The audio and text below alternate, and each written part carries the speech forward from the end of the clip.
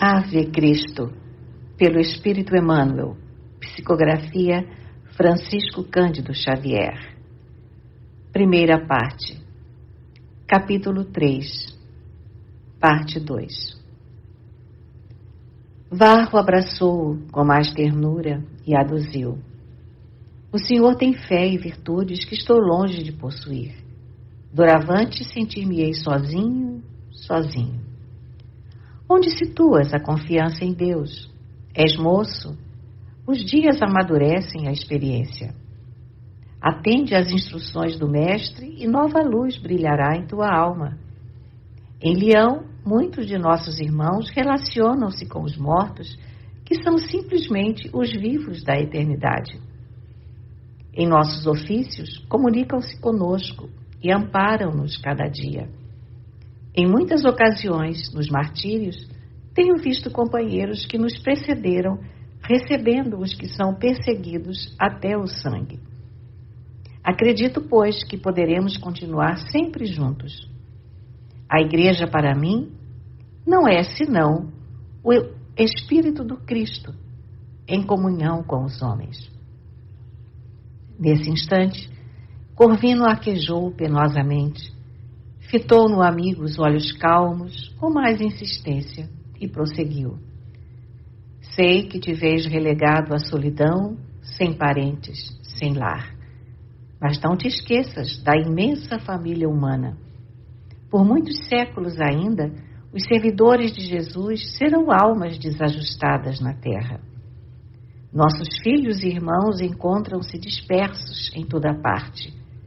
Enquanto houver um gemido de dor no mundo ou uma nesga de sombra no espírito do povo, nossa tarefa não terminará. Por agora, somos desprezados e escarnecidos no caminho do pastor celeste que nos legou o sacrifício por abençoada libertação. E amanhã, talvez, legiões de homens tombarão pelos princípios do Mestre, que, sendo tão simples em seus fundamentos, provocam o furor e a reação das trevas que ainda governam as nações. Morreremos e renasceremos na carne muitas vezes, até que possamos contemplar a vitória da fraternidade e da verdadeira paz. Contudo, é indispensável amar muito para antes vencermos a nós mesmos. Nunca odeies, filho meu. Bendize constantemente as mãos que te ferirem. Desculpa os erros dos outros com sinceridade e pleno ouvido de todo mal. Ama e ajuda sempre, ainda mesmo os que te pareçam duros e ingratos. Nossas afeições não desaparecem. Quem exercita a compreensão do Evangelho acende lume no próprio coração para clarear a senda dos entes queridos, na terra ou além da morte. Tua mulher e teu filhinho não se perderam. Tornarás a encontrá-los em novo nível de amor. Até lá, porém, luta na conquista de ti próprio. O mundo reclama servidores leais ao bem. Não procures riquezas que o desengano enferruja. Não te prendas a ilusões e nem exijas da terra mais do que a terra te possa dar. Só uma felicidade jamais termina. A felicidade do amor que honra a Deus no serviço aos seus semelhantes. Em seguida, descansou por alguns momentos. Com muita dificuldade, retirou de sob a túnica velha bolsa encebada, que continha um punhado de moedas, e deu-a ao rapaz solicitando: Varro, na igreja de Leão, existe um antigo pregador de nome Horácio Niger. É meu companheiro de trabalho, a quem te peço apresentar minhas notícias e saudações. Quando possível, entrega-lhe as cartas de que sou mensageiro e, em meu nome, confia-lhe estes recursos. Dize-lhe que é tudo quanto pude recolher em Roma em favor das nossas crianças asiladas na igreja. O moço recebeu o depósito com respeitosa ternura. Logo após, com muito esforço, Corvino pediu-lhe abrisse alguma página cristã para leitura em voz alta. Queria guardar um pensamento das sagradas anotações antes de morrer. Quinto Varro atendeu com presteza. Retirou ao acaso uma folha gasta do pergaminho num rolo de instruções, e a claridade bruxuleante da tocha que ardia junto ao leito repetiu as belas palavras de Simão Pedro ao aleijado da Porta Famosa. Ouro e prata não tenho, mas o que tenho, isso te dou. Corvino fitou o companheiro, desenhando largo sorriso nos lábios descorados, como a dizer que oferecia naquela hora a Deus e aos homens o seu próprio coração. Compridos instantes desdobraram-se pesados e aflitivos. O rapaz julgou que o venerando amigo houvesse alcançado o derradeiro minuto. Todavia, o ancião, qual se despertasse de curta, mas concentrada prece, falou ainda. Varro, se possível, desejaria ver o céu antes de morrer. O interpelado atendeu de pronto. Descerrou pequena abertura do interior da câmara que funcionava à guisa de janela. O vento entrou de imediato, em lufadas fortes e frescas, apagando a luz mortiça, mas o luar, em prateado jorro, invadiu o recinto. Com inexcedível carinho, o rapaz tomou o velho ao colo, dando a ideia de satisfazer a uma criança doente, e conduziu a magnífica visão da noite. Ao doce clarão da lua, o semblante de Apio Corvino assemelhava-se a vivo retrato de algum profeta que surgisse ali, de improviso, nimbado de esplendor. Seus olhos serenos e brilhantes devassaram o firmamento, onde multidões de estrelas faiscavam, sublimes. Depois de um minuto de silenciosa expectativa, falou em voz apagada. Como é linda a nossa verdadeira pátria! E voltando-se com brandura para o moço em lágrimas, concluiu. Eis a cidade do nosso Deus. Nesse instante, o corpo do patriarca foi sacudido por uma onda de vida nova. Seu olhar, que empalidecera, devagarinho, voltou a possuir estranho brilho, como que reanimado por milagrosa força. Denunciando uma alegria desvairada, bradou. Abriu-se o grande caminho, é Átalo que vem. Oh, meu Deus, como é sublime o carro de ouro! Centenas de estrelas brilham. Oh, é Átalo imaturo, Santo e Alexandre, Alcibíades e Pôntico, Pontimiana e Blandina. O ancião ensaiava o gesto de quem se dispunha a cair de joelhos, totalmente esquecido da presença de Varro e da precariedade da própria condição física. Oh, Senhor, quanta bondade! Não mereço, sou indigno, continuava dizendo em voz arrastada. O pranto escorria-lhe agora dos olhos, inexplicavelmente revigorados.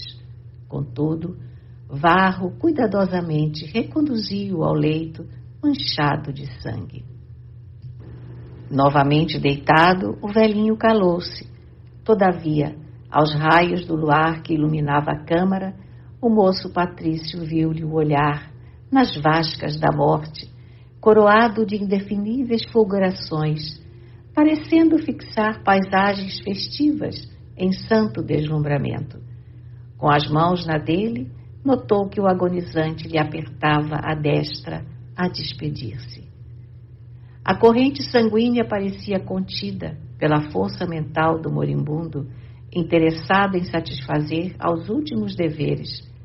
Mas quando a tranquilidade se lhe estampou na fisionomia engelhada e nobre, o sangue jorrou abundantemente da chaga aberta, encharcando o sudário de linho.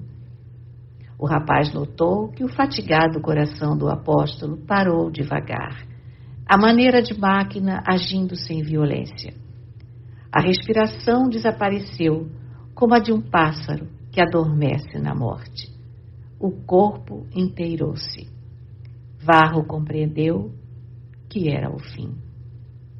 Sentindo-se então resgatado por uma dor sem limites, abraçou-se ao cadáver suplicando: Corvino, meu amigo, meu pai, não me abandones. De onde estiveres, protege meus passos. Não me deixes cair em tentação. Fortalece-me o ânimo fraco. Dá-me fé, paciência, coragem. Os soluços do jovem repetiam-se abafados, quando a porta foi escancarada estrepitosamente e Súbrio entrou com uma tocha, iluminando o quadro doloroso. Vendo o rapaz agarrado ao morto, sacudiu o violento, exclamando: Louco, que fazes? O tempo é precioso. Em breves minutos, Hércio virá. É indispensável que não te encontre. Embriaguei-o para salvar-te. Não poderá ver o semblante do morto. Afastou Quinto Varro brutalmente e envolveu o corpo agora inerte no grande lençol que foi amarrado acima da cabeça hirta. Em seguida, dirigiu-se de novo ao rapaz em voz baixa e enérgica.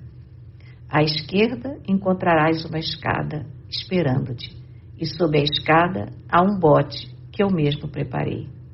Foge nele. O vento levar-te-á para a costa. Mas ouve, busca outras terras e muda de nome. A partir de hoje, para Roma e para tua família, estás sepultado nas águas. O moço quis reagir e enfrentar dignamente a situação, contudo lembrou que se Corvino lhe havia tomado o lugar na morte, cabia-lhe substituí-lo na vida, e sentindo numa das mãos o peso da bolsa que o herói lhe havia confiado, silenciou, humilde, em lágrimas. Conduze contigo a bagagem do velho, mas deixa os teus documentos, avisou Flávio Súbrio decidido. Olímpio Vetúrio deve certificar-se de que desapareceste para sempre. Todavia, quando o jovem reunira nas mãos a herança do apóstolo, o bastão de Elcio Lúcio tocou rudemente a porta. Súbrio arrastou Varro para trás de um armário de bordo e atendeu. O comandante ébrio entrou, desferiu uma gargalhada seca ao observar o fardo ensanguentado e falou: Muito bem, Súbrio. A tua eficiência é de pasmar. Tudo pronto? Perfeitamente, esclareceu o assessor em atitude servil. Cambaleando, Elcio aplicou algumas bastonadas no cadáver e observou: Grande maroto o nosso Opílio. Este pobretão de Varro poderia ter sido liquidado em qualquer viela de Roma. Por que semelhante homenagem a de matá-lo no mar? Enfim, compreendo. Um patrício decente nunca deve ferir a sensibilidade de uma bela mulher. Reclamou do auxiliar a documentação do morto e em voz pitoresca determinou: Dá comida aos peixes ainda hoje e não nos esqueçamos de esclarecer a nobre Cíntia Júlia de que o marido, em missão de vigilância contra a praga nazarena, foi assassinado por escravos cristãos na galera. Com uma risada sarcástica, acentuou: Vetúrio incumbir-se-á de dizer o resto. O comandante despediu-se e, instado por Súbrio, Varro lançou um derradeiro olhar nos despojos do amigo. Carregando consigo as lembranças dele, afastou-se em passos vacilantes, desceu a escada de serviço e instalou-se no bote minúsculo. Sozinho, na noite fria e clara, demorou-se longamente no barco, pensando. O vento, a silvar, parecia lamber-lhe o pranto, induzindo-o a marchar para a frente. Mas o moço, pungido por amarga incerteza, no íntimo desejava arrojar-se ao mar e igualmente morrer. Corvino, porém, marcara-lhe o coração para o resto da vida. O sacrifício dele impunha-lhe valorosa coragem. Era necessário lutar. Para a Cíntia e para o filhinho querido, não mais existia. Entretanto, havia um claro na igreja de Leão que lhe competia preencher. Custasse o que custasse, alcançaria as Gálias com a resolução de devotar-se à grande causa. Confiando-se a Deus, o moço desamarrou o bote e, com uma e outra remada, rendeu-se à ventania. Indiferente aos perigos da viagem, não experimentou qualquer temor da solidão sobre o abismo. Arrastado fortemente sobre as águas, deu em extensa praia ao amanhecer. Trocou de vestimenta, envergando a túnica surrada de corvindo, e, resoluto, atirou o nobre traje patrício ao mar, deliberando volver ao mundo na feição de outro homem. Acolhido numa aldeia litorânea onde conseguiu alimento, peregrinou até alcançar Tarracina, florescente cidade balneária do Lácio. Não teve dificuldade para identificar o domicílio de alguns companheiros de fé. Apesar do terror que espalhava na vida pública, o governo de Bassiano Caracalla deixava os cristãos em relativo repouso, embora a severa vigilância com que lhes seguia os movimentos.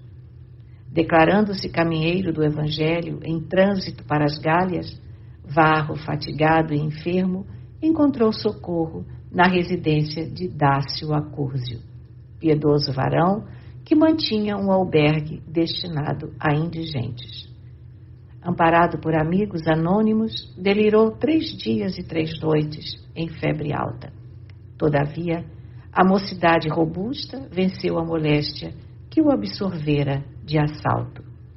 Porque nada pudesse informar, a princípio, com referência a si próprio, e em face das mensagens que conduzia da parte dos cristãos de Roma aos confrades lioneses, nas quais o portador era nomeado como sendo o irmão Corvino, por essa designação passou a ser tratado entre as suas novas relações.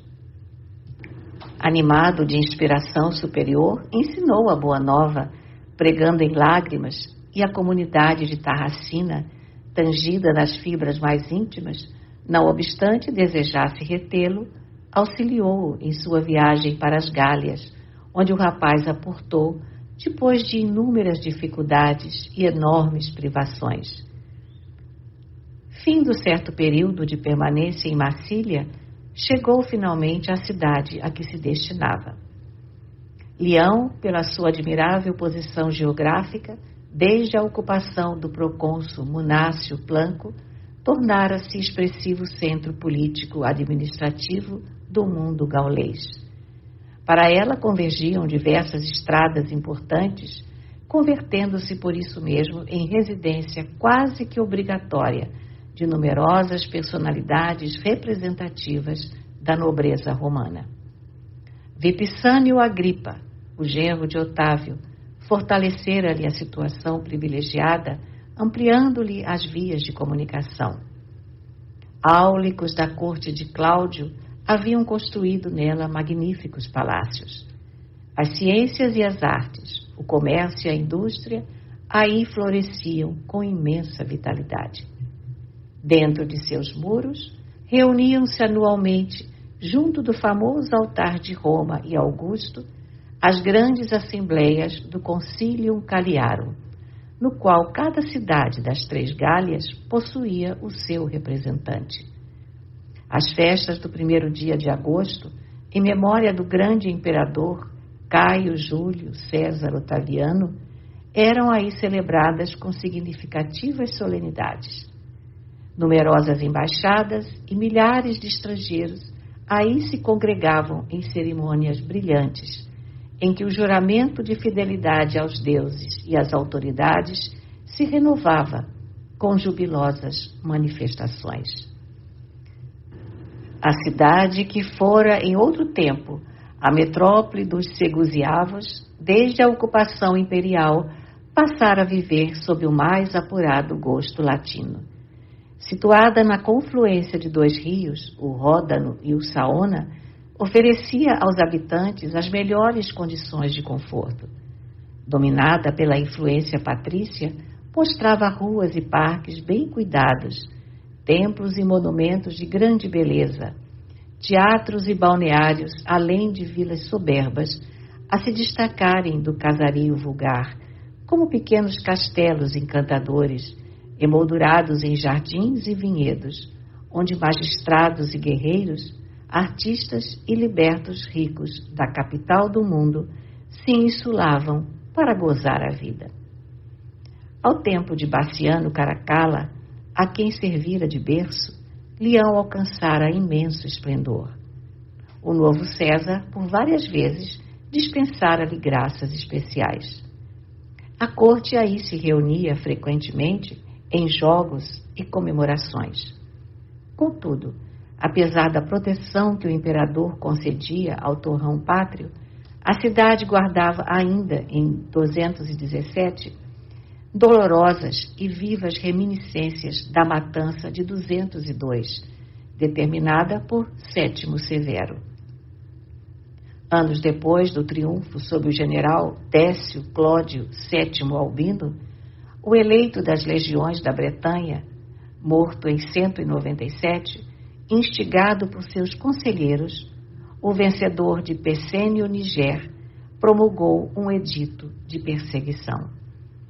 Autoridades inescrupulosas, depois de senhorearem o patrimônio de todos os cidadãos contrários à política dominante, realizaram tremenda carnificina de cristãos dentro da cidade de Leão e nas localidades vizinhas.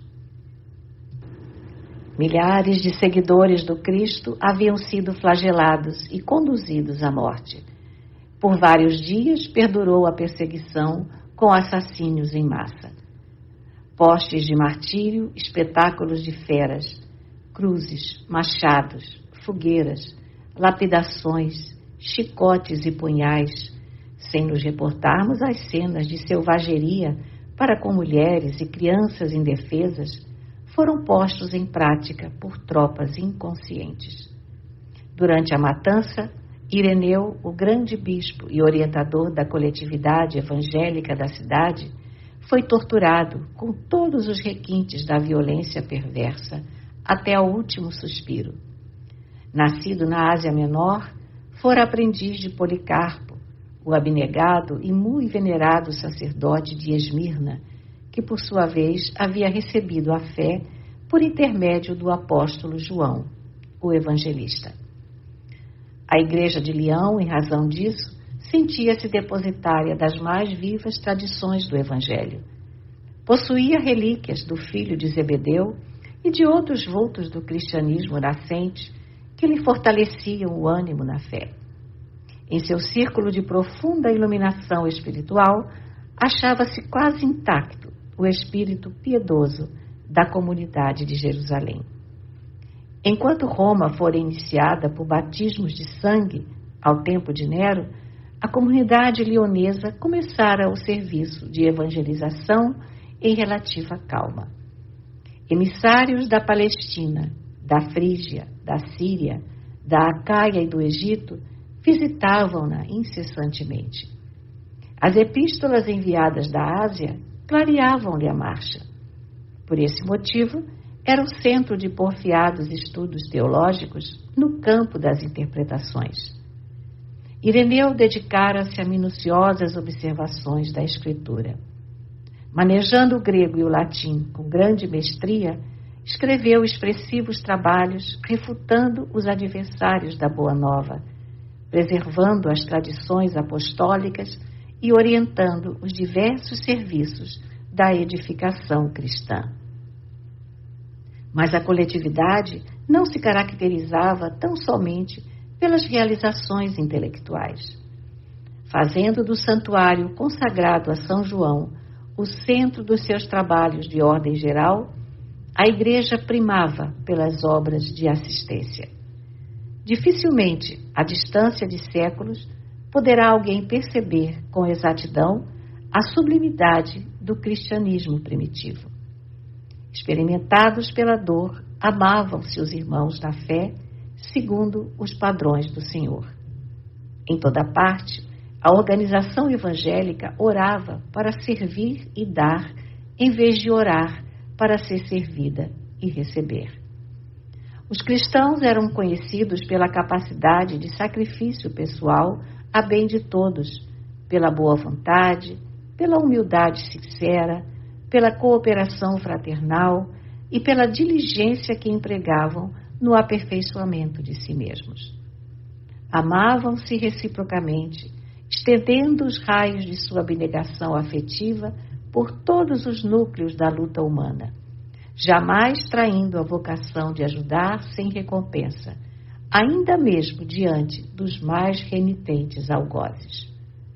Ao invés de fomentarem discórdia e revolta entre os companheiros jungidos à canga da escravidão, honravam no trabalho digno a melhor maneira de amparar-lhes a libertação. Sabiam apagar os pruridos do egoísmo para abrigarem sob o próprio teto os remanescentes das perseguições. Inflamados de fé na imortalidade da alma, não receavam a morte. Os companheiros martirizados partiam como soldados de Jesus, cujas famílias na retaguarda lhes cabia proteger e educar. Assim é que a comunidade de Leão guardava sob a sua custódia de amor centenas de velhos, enfermos, mutilados, mulheres, jovens e crianças.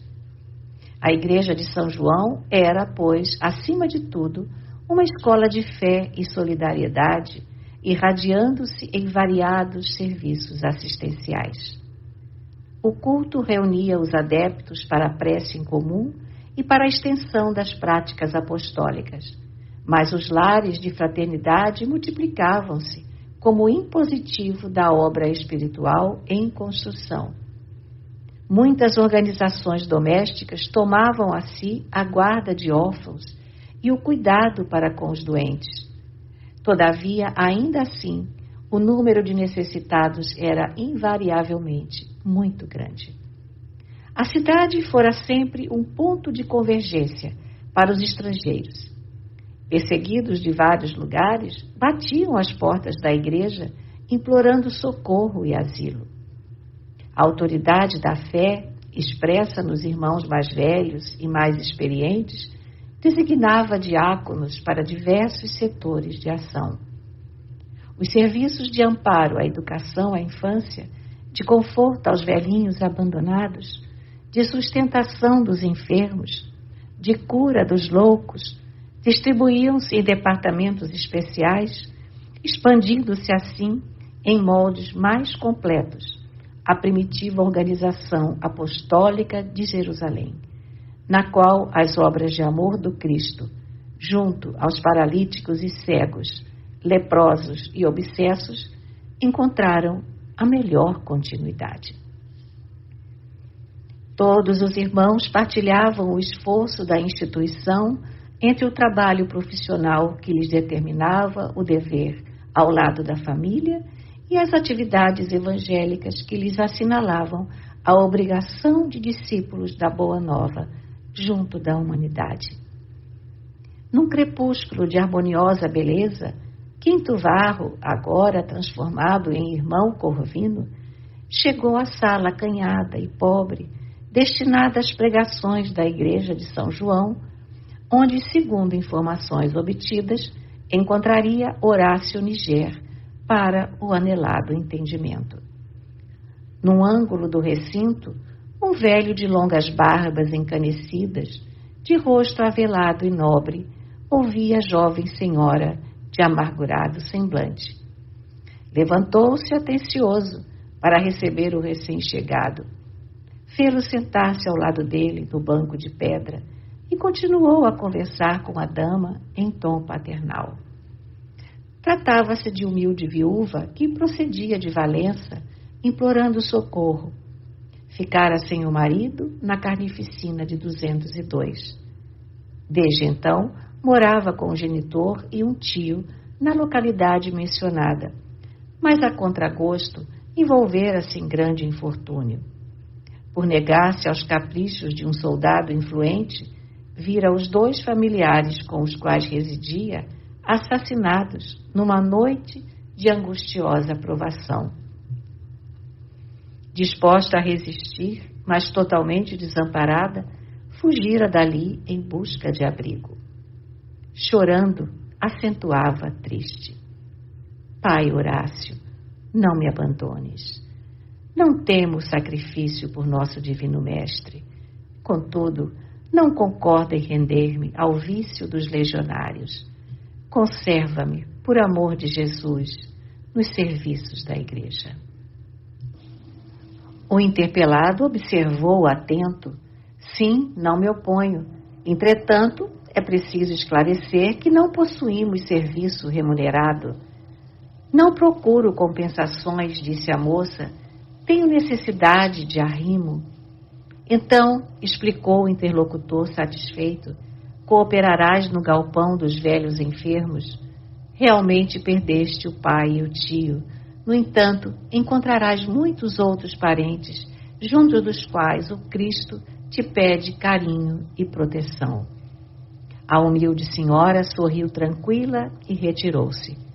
Chegou a vez de o peregrino romano entrar em contato com o ancião.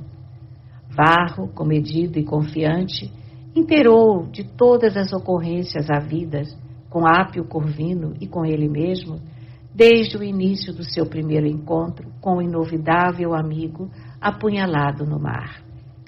Horácio ouviu-lhe a narrativa entre sereno e cortês, sem qualquer alarme, diante do noticiário constrangedor. Parecia calejado por dores maiores.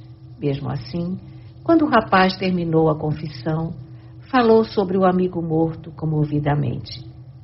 Grande Corvino, seja ele feliz entre os servidores glorificados. Foi fiel até o fim.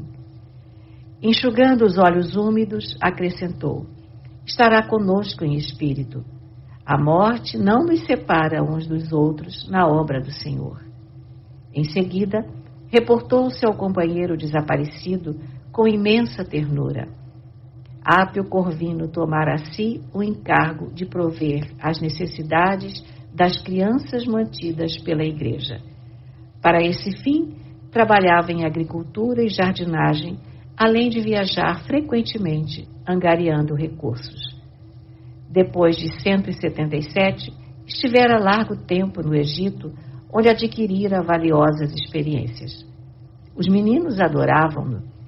A senectude não lhe subtraíra o entusiasmo pelo trabalho. Cultivava o solo com alegre bando de rapazes, aos quais ministrava preciosos conhecimentos. Assinalou preocupado a falta que a presença dele lhes faria, mas ante o oferecimento de Varro para substituí-lo, quanto lhe fosse possível, Horácio alegrou-se intensamente e acentuou: bem lembrado, aqui, na maioria dos casos, os colaboradores da Igreja trabalham de acordo com os desajustes espirituais de que são portadores. As perseguições constantemente alimentadas provocam entre nós diversos tipos de luta e sofrimento. Sei que trazes o coração paterno mortificado de saudades. Trabalharás pelas crianças. Temos mais de 30 órfãos pequeninos. Conversarei com as autoridades. E em voz mais baixa, rogou-lhe que a personalidade de Quinto Varro fosse para sempre esquecida. Apresentá-lo-ia a todos como sendo o irmão Corvino, sucessor do venerável confrade, chamado ao reino de Deus, e afiançava-lhe que tantas nuvens de dor pesavam sobre a alma cristã, formando dramas tristes a se desenrolarem na sombra, que ninguém se sentia com bastante curiosidade para qualquer indagação. O acolhimento carinhoso reaquecia o coração do viajante fatigado, quando 2 petizes, de 3 e 5 anos, respectivamente, penetraram o recinto. O maior deles dirigiu-se ao ancião com os olhos interrogadores e perguntou: Pai Horácio, é verdade que o vovô Corvino já veio? O patriarca afagou-lhe os cabelos encaracolados e informou: Não, meu filho, nosso velho amigo viajou para o céu, mas enviou-nos um irmão que lhe tomará o lugar.